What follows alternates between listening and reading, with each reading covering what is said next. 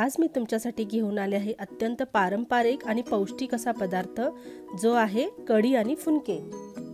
हा पदार्थ खानदेशात खूप जास्त प्रमाणात बनवला जातो आणि तसेच हा खूपच पौष्टिक सुद्धा आहे, कारण हे फुनके आपण वाफवून घेतो, याच्यात आपण तेलाचा अजिबात वापर करत नाही। तर हा पारंपरिक पदार्थ मी कसं बनवणार आहे त्यासाठी तुम्ही हा व्हिडिओ शेवटपर्यंत नक्की बघा। चॅनलवर नवीन असाल तर लगेचच सबस्क्राइब करा। नमस्कार, मी रुपाली तुमचे स्वागत करते आहे रुपालीज किचन रेसिपीज मध्ये। कढी बनवण्यासाठी सगळ्यात आधी मी इथे मिक्सरच्या भांड्यात 1 वाटी दही घेतला आहे, 3 ते 4 चमचे मी इथे बेसन घेतला आहे, 1 मोठा चमचा भरून ठेचा घेतला आहे ज्याच्यात आलं, लसूण आणि मिरचीची पेस्ट आहे, 1 ग्लास भरून मी इथे पाणी घालणार आहे आणि आपल्याला हे मिक्सरला छान वाटून घ्यायचं आहे। फोडणीसाठी मी कढईमध्ये 2 ते 3 चमचे तेल गरम करून घेतले आहे, अर्धा चमचा एवढं मी इथे मोहरी घातली आहे, ती तडतडल्यानंतर याच्यात जिरे घातली आहे आणि थोडं हिंग पण घालणार आहोत आपण। त्यानंतर मी घातली आहे कढीपत्त्याची पाने, छान मिक्स करून घ्यायचे आपल्याला।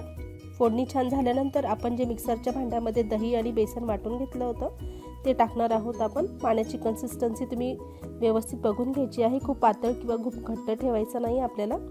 कढी छान अशी शिजल्यानंतरच आपण याच्यामध्ये मीठ घालणार आहोत। हे बघा, कढी छान इथे शिजली आहे। आता आपण याच्यामध्ये चवीनुसार मीठही घालूया।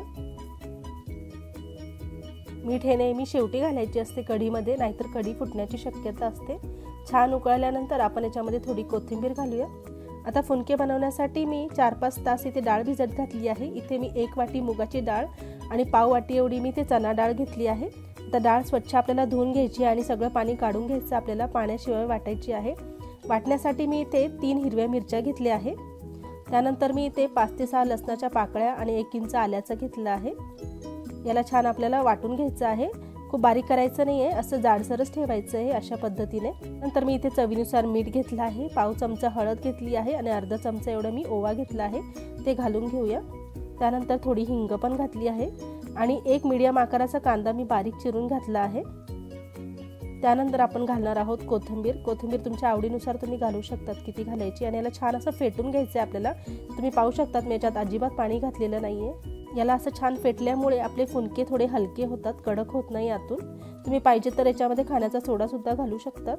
हे बघा, असं हाताला चिटकलं नाही पाहिजे, अशा पद्धतीने इतकं घट्ट पाहिजे हे, आणि असा मूठ वळून घ्यायची ही, अशा पद्धतीने आकार द्यायचा आहे आपल्याला फुनक्यांना।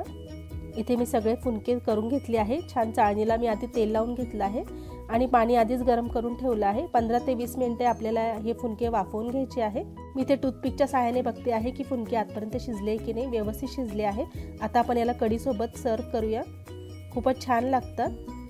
बघू शकतात किती छान झाले आहे, हे व्यवस्थित अगदी शिजले आहे, आकारही खूप छान आलेला आहे। हे फुनके आपण कढीमध्ये असे कुस्करून खातो, खूप छान लागतात। हे तुम्ही नक्की एकदा करून बघा, खूपच वेगळी रेसिपी आहे आणि पारंपरिक आहे, पौष्टिक सुद्धा आहे। तुम्ही करून बघा। तुम्हाला ही रेसिपी कशी वाटली आहे तुम्ही कमेंट करून नक्की सांगा। व्हिडिओला लाईक करा, शेअर करा, चॅनलवर नवीन असाल तर लगेचच सबस्क्राइब करा, बेल आयकॉनही नक्की दाबा जेणेकरून माझ्या रेसिपीचे तुम्हाला नोटिफिकेशन येईल। पुन्हा एकदा भेटूया अशाच एका स्वादिष्ट रेसिपी सोबत, तोपर्यंत धन्यवाद।